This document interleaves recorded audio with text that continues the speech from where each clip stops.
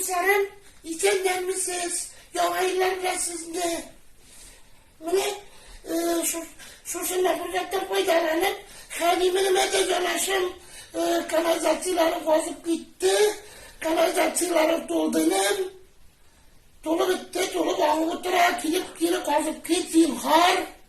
Şundan gazabitlerden kupselerimizi itkiresim kile.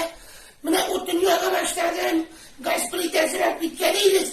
Onu getirmiyorlar. Benim nişap getirmiyorlardır.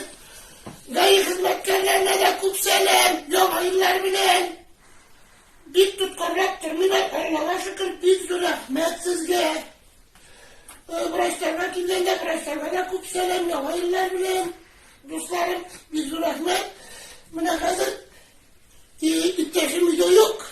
Sıyırlarını soğuk giremeyenlerimiz üzüldüm. Allah'a şükür. Yağaylar bilen sizinle.